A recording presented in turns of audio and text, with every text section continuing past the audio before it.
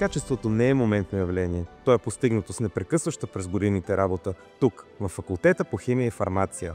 В факултета по химия и фармация вършим всичко с внимание и отдаденост. Активни сме в изследванията, следим новостите и се включваме в актуални проекти. Утвърден лидер в химическите науки и дом на активни и актуални научни изследвания. Годишно се публикуват над 120 научни статии, индексът на цитиране е 37, а 12 от преподавателите са сред топ 2% най-цитирани учени в света. Работим и с свързаните с нас групи, учители и ученици, както и с разработващите национални политики. За последните 5 години са осъществени над 100 научни проекта и са привлечени над 50 милиона лева финансиране. Но най-голямото богатство са нашите студенти. Общуваме с тях, включват се във всички аспекти на живота във факултета, подкрепяме ги и оповестяваме техните постижения. Учени от факултета са носители на 15 национални награди за наука Питагор и 4 на престижната стипендия за жените в науката.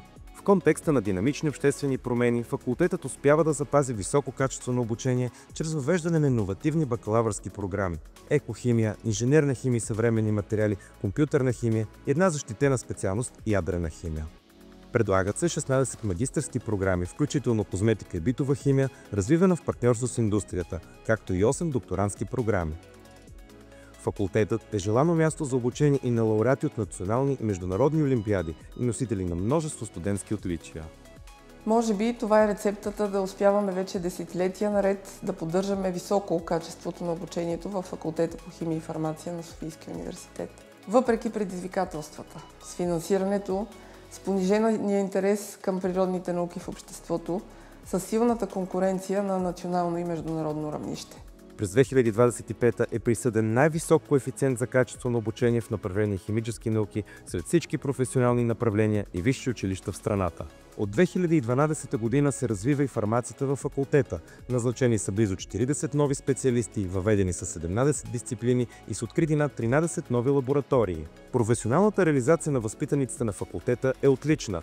Над 2/3 от завършилите в направление химически науки и 85% от фармацевтите работят по призвание в областта, като безработицата сред завършилите е под 1 на 100.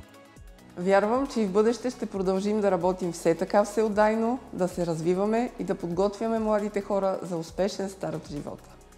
Всичко това е устойчивост и качество. Измеримо, признато, предаващо се на следващите поколения.